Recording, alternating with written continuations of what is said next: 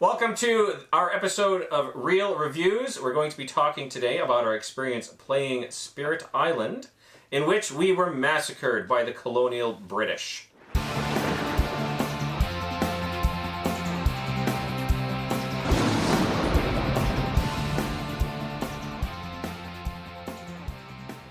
So starting with Tim, first I'd like to start out, when or how often is this a game that you would see hitting the table on your game nights? For me, about once a month, actually. I really like this game. I love cooperative games, and in my opinion, of any kind of non-campaign style cooperative game, I think this is the best one that's out there. At least it's my favorite. It's got a great thematic. It's really challenging to think about.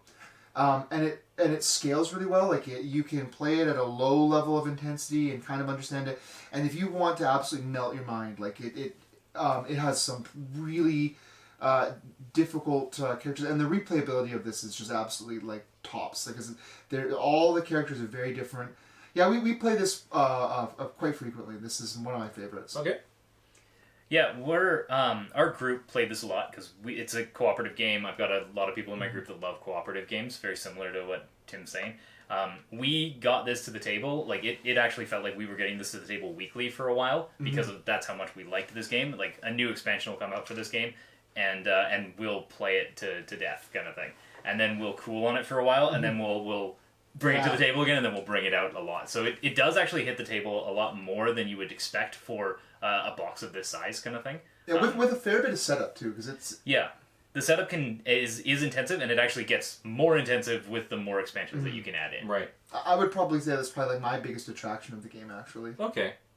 I think for me, hitting the table would be something I'd bring out with if I'm playing with experienced gamers for like a game night. It's not something I think I'd pull out if I had people that were kind of new to board gaming, probably.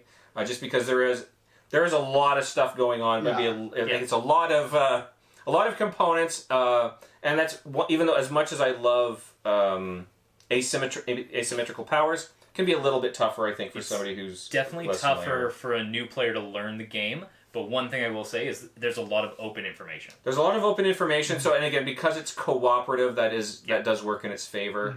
So I think it would be, if I were bringing over some non-gamer friends for a game night, it's probably not the one I'd pull off. But probably for your regular game group, it would be a good one. Yeah, you also have to have a lot of time allocated for this one, and just be in a strategy mind, mood set for it.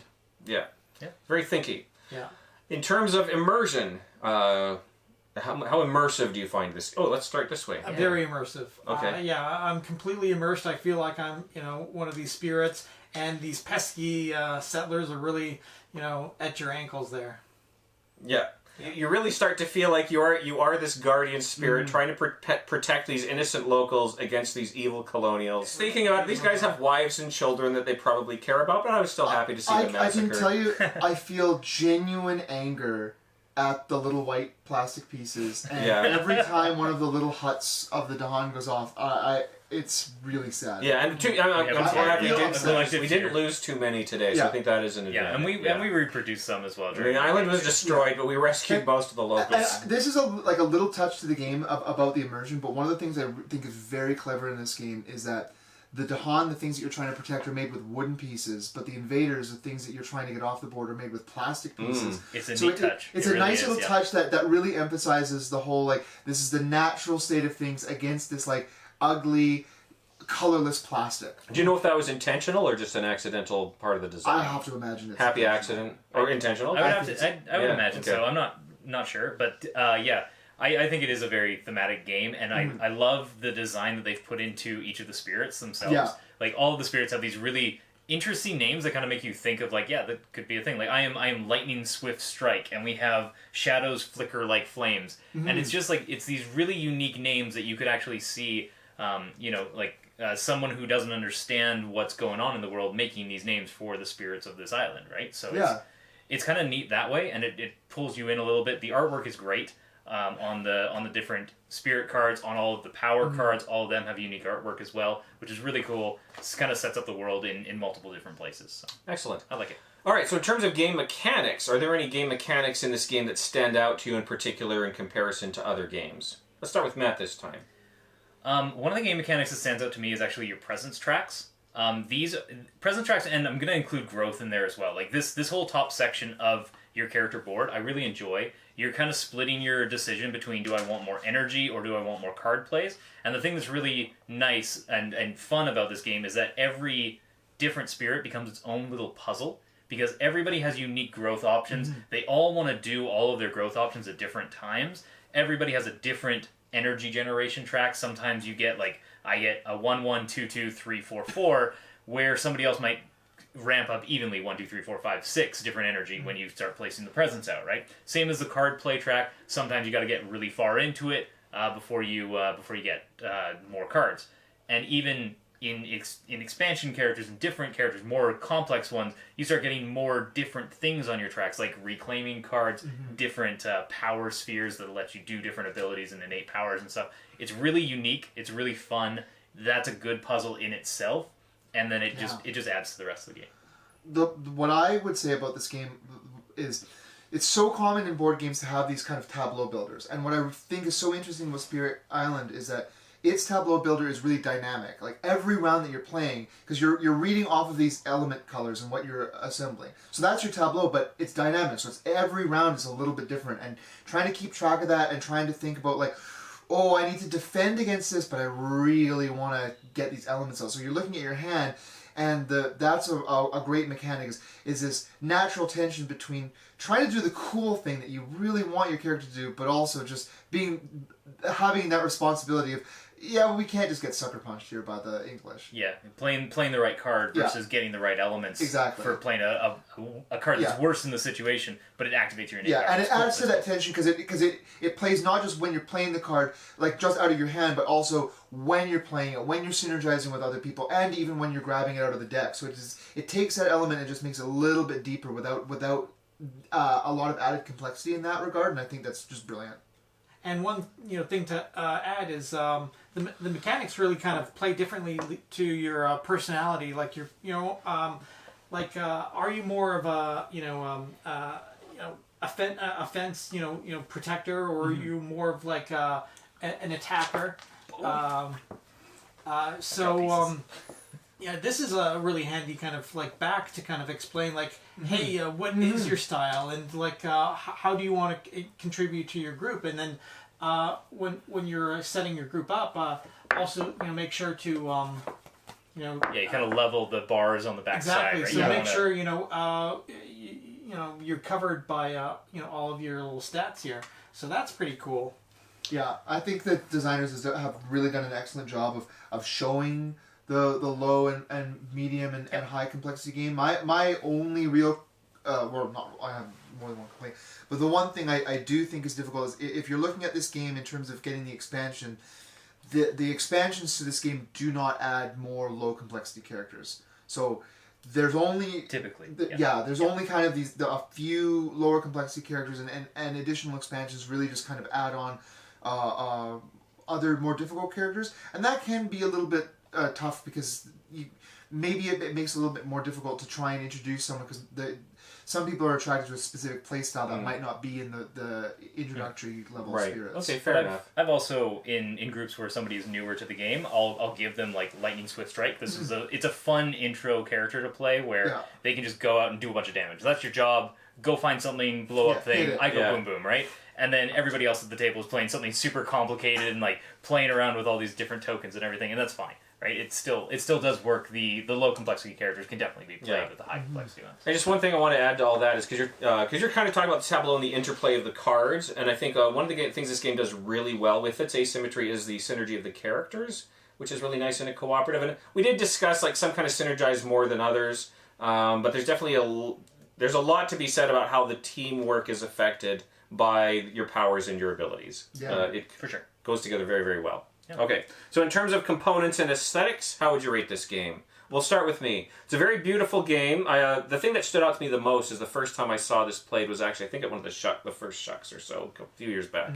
And that's one of the things that stood out to me is just how beautifully it is visually. The colors and everything really stand out. The components are very attractive. It's not like super fancy, but it's attractive enough. And like you were saying, the artwork, like the cards are all unique, so there's just a lot of different artwork to look at. The characters are very interesting designs.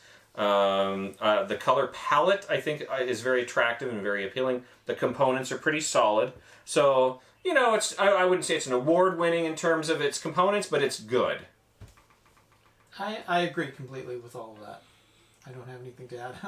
I really like yeah. I really like the spirit character design. I like that they're non-humanoid. They're very different. They're very evocative in what they're trying to portray. The only thing with regards to the art, it does have one thing I don't particularly like, which is that when you flip over the board on the other side with a thematic board, it can be a little bit difficult sometimes, especially if it's your first couple times playing through. It can be a lot more difficult to tell what land is what land type on this side of the board. And that, they could have done a much better job of finding other ways to differentiate the land types. Because sometimes when you look at that, like especially the difference between sand and wetland, it's not clear. On this side of the board, it's clear as day, especially because on the card itself, it shows you, if there are targeting restrictions for a land, because they match the color on that side of the board, but they don't here. Yeah, right. And also each land here has a different textured design on it as well, right? Like it has different squiggles on it, so even if the colorblind people are playing in that, you can tell the difference between the different symbols on the lands, right? So it does help on that. I agree with Tim's statement on this one. Like, it just gets a little bit foggy sometimes on the back side of the card for sure. Yeah. For me, the components, I wouldn't say that anything is like stand out as like super high quality component, but it's a general good component quality, and I think it just meshes well together. And I think that's the thing that really makes it look good, is the fact that like even though it's not like these are little pieces of plastic, right? But they really fit with this game. Right, and it's like Tim was bringing up earlier with the wooden pieces versus the plastic pieces. That's a neat little element. The artwork really beautiful throughout the whole game, and it meshes well. And I think that's what does it for me. That's what makes it look attractive. Is that you get these bright little chips and you get these white plastic things, and for some reason it just works. Okay, excellent. And then I think we've covered the fifth question pretty well already, but just overall impressions of the game. Or anything you'd like to add? Miscellaneous. I really like this game. I have most of the expansions. I think I'm missing a couple of promo characters or something like that, but this is one of like my top 10 board games. Like it's been in my top 10 board games for a while, just because I love co-op games. I love complex characters. I love asymmetry in games. Like, this brings it all together. It's a nice, chunky, challenging puzzle all the time. You never feel like you're going to win. A lot of times we do win. Today we lost. I'll get you next time, England. Yeah. Liz Truss, we're coming. Or whatever other, colonizer would choose. Yeah. We have nothing against England. The one thing I really love the thematic. I really love this kind of like the decolonial aspect. There is another cooperative game that is very popular. Maybe I shouldn't say what it is here. But maybe it has a thematic that hit a little too close to home for a lot of people. And I think that this one just is a more interesting space. And as far as like its comparison to other co-op games, I just think it's in a really good space for like kind of the fantasy element of it is really... it really draws in a lot of people. I know that like I play this with family and like my sibling really loves that aspect of it.